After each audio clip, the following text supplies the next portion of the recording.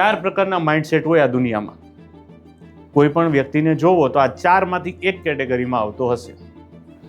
એક હોય one day mindset ઉપર ચાલતા વ્યક્તિઓ. વન ડે માઇન્ડસેટ ખબર પડે તમને? લલિતા ચોકડીએ તમે રાઉન્ડ મારો, કે પછી અમરોલી રાઉન્ડ મારો, કે પછી કાપોદ્રા રાઉન્ડ મારો, એટલે ડેઇલી વેજીસ ઉપર લેબર મળે. હા કે ના? એ શું છે? વન ડે માઇન્ડસેટ પર્સનાલિટી છે, કે જેને પર ડેમાં જ ખબર પડતી હોય આજના 600 રૂપિયા મળ્યા, હું ઘરે લઈ જઈશ અને એમાંથી જે ફૂડ લઈ જવાનું હશે એ લઈને ઘરે ચાલીશ. હા કે ના? Daily veggies labour. શેનું માઇન્ડસેટ હોય એનું? વન ડેનું. હું એને જઈને કહું હું તમને મહિને 18,000 સેલેરી આપીશ, તમારે 9 થી 6 આવી જવાનું, તમને શું લાગે છે જોઈન થશે? નહીં થાય. શું કામ? એનું માઇન્ડસેટ ફિક્સ છે કે ભાઈ મારે વન ડે પ્રમાણે જ વર્ક કરવું છે. એનું માઇન્ડસેટ શું છે? One day. એ મોર ધેન વન ડેનું વિચારી શકતું નથી. એક સ્ટેપ આગળ વધીએ. હવે આમાંથી ઘણા લોકો જોબ કરતા હશે, કરવાના હશે ફ્યુચરમાં બેટર ઓપોર્ચ્યુનિટી પ્રમાણે. તો 1 મંથ માઇન્ડસેટ વાળા વ્યક્તિ એટલે કે સેલેરાઇડ પર્સન્સ, જે મંથલી સેલેરીમાં વિચારીને બેઠા હોય કે 1 થી 30 તારીખ સુધી હું કામ કરું, 5 તારીખે સેલેરી આવે એટલે મારે આ દૂધનું બિલ દઈ દેવાનું, લાઇટ બિલ દઈ દેવાનું, ભાડું દઈ દેવાનું, આ ઇન્સ્ટોલમેન્ટ ચૂકવી દેવાનું. હા કે ના? હા કે ના?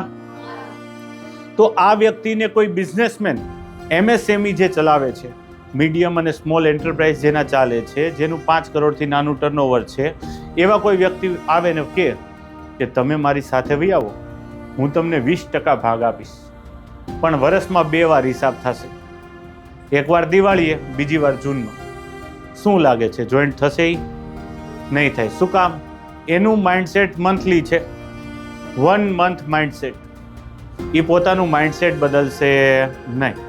ભલે ઓલાની અંદર યરલી પ્રોફિટમાં એને 6 લાખ મળતા હશે અને અહીંયા 2,40,000 જ મળતા હશે, તોય કોને પ્રિફર કરશે? એ 2,40,000 ને. શું રીઝન છે?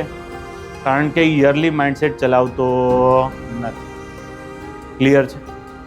એક સ્ટેપ આગળ વધીએ. 1 યર માઇન્ડસેટ વાળા વ્યક્તિ કોણ હોય? તમે બધાય, આપણે માની લઈએ આપણે બધાય 1 યર માઇન્ડસેટ. 1 યર માઇન્ડસેટ એટલે કે ભાઈ વર્ષે ધંધામાં ખબર પડી જવી જોઈએ કેટલો ફાયદો થયો અને કેટલું નુકસાન. વર્ષે 50 લાખ વધ્યા, 80 લાખ વધ્યા, 1 કરોડ વધ્યા, 1.5 કરોડ વધ્યા, 2 કરોડ વધ્યા. આપને ક્લિયર એન્ડ કટ આમે હિસાબ જોતો હોય. Yes or no? Yes or નો?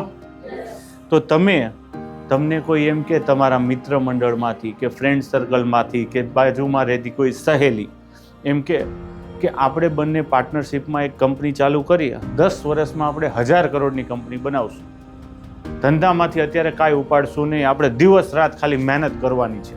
આપણે કરીએ? 5 વર્ષ પછી કંઈ મળ્યું ન મળ્યું કંઈ નક્કી નથી, આપણે રિસ્ક લઈએ નહીં. આપણું કયું માઇન્ડસેટ છે? 1 યર માઇન્ડસેટ. એક સ્ટેપ આગળ વધીએ. એક માઇન્ડસેટ હોય છે 1 ડિકેડ માઇન્ડસેટ, બીજા વર્ડમાં એને કહીએ 1 લાઈફ માઇન્ડસેટ. આ લોકો દુનિયાની અંદર કોઈક ઇફેક્ટ આપીને જાય, કંઈક એવું કરી બતાવે કે જે રિવોલ્યુશનનો પાર્ટ હોય, કંઈક ઇનોવેશનનો પાર્ટ હોય.